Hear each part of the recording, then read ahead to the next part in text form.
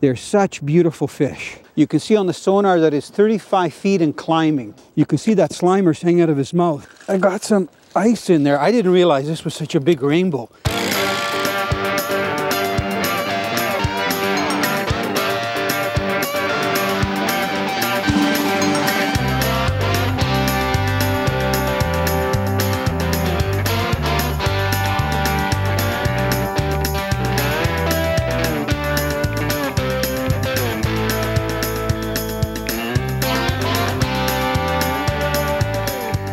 Canadian Sport Fishing is brought to you by Rapala Premium Fishing Gear, crafted from experience. Yamaha on the water. This is my Yamaha. What kind of Yamaha are you? Dickies, a legend in work since 1922. Lucky Strike. More fish fight with a Lucky Strike.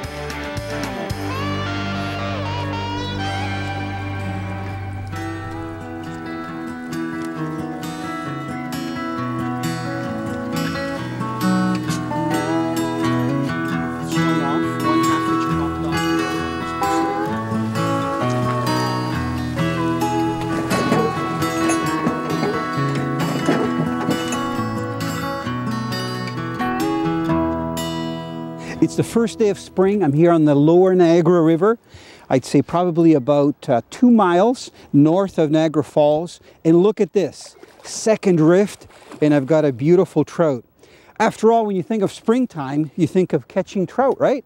Well, here in the Niagara River, you can fish all winter long. These fish come in about September, along with the salmon and brown trout, and then they stay in the river right through until the following June.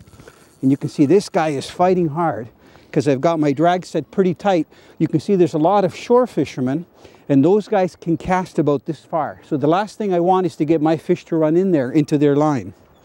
Now, one of the things I'm doing today is testing some new gear that I'm very excited about. This is the new TS2 spinning outfit. And you can see that it's got a split grip. Look at this for sensitivity. And you know what? I think I felt that fish just smelling my bait before we actually grabbed it, and then I set the hook. You know, this is so amazing. We've got water temperatures that are just above freezing. There are ice chunks floating right down the Niagara River. And the air temperature is about zero, about -2 with the wind chill factor. And you can see this guy is fighting so hard. It just amazes me that these trout in near freezing water temperatures have so much energy. Look at that, big head shakes. This is a prime female, and you can see the nice red stripe down the side. I'm going to try to keep it out. You can also see that little corky drifter that I've been using, and that slimer's right on the edge of the mouth. So if I do this properly, one-handed, see if I can get him to drift right back into this nice basket net, and I'm just going to wait to see if this fish is going to settle down before I lift it up. You know what? This is kind of hard. This isn't a monster fish, but you know what? That's a good 7-8 pound prime rainbow trout. And what I got to do here, because we are dealing in current conditions, I've got my foot on the electric trolling motor because I'm trying to keep into the current. So this is kind of interesting. I've got my pliers and everything set up right there. So watch this. You talk about doing the juggling, you know.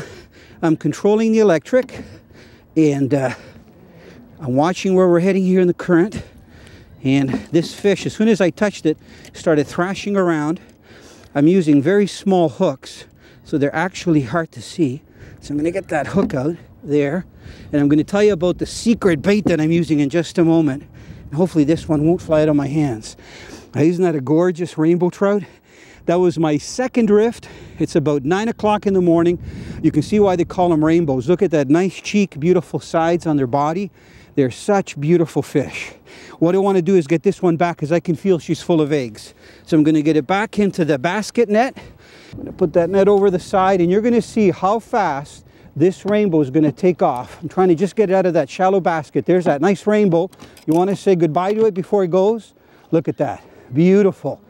You know, one thing about the Niagara River, it's a big river. It's probably one of the biggest rivers in eastern Canada that connects Lake Erie to Lake Ontario. And where we are now, we're in 180 feet of water. So I'm getting these steelhead that are holding up on a shelf.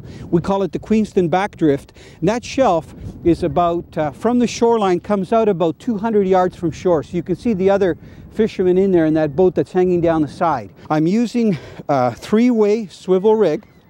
So that's my sinker that you see there with the three-way swivel. Then I've got a little corky that I'm using to suspend my bait off the bottom, right there. And then my hook with my secret weapon. I'm going to tell you what it is right now. This is it right here. I can't believe this artificial lure is so lifelike. You can see that I'm using, I'm all excited here, I'm using the 4-inch white strip. Dickey's Sport Fishing Sweepstakes. We didn't think it was anything big, just like a snag or something. And my uncle, he handed me the line and he told me to reel in as fast as I could. And I didn't realize what was happening. I thought it was just like a small fish. And eventually I saw it in the water and I saw how big it is. It was huge. We'd love to hear your fishing story. Go to our website and enter the Dickey's Sport Fishing Sweepstakes. It's free and you could win some great prizes.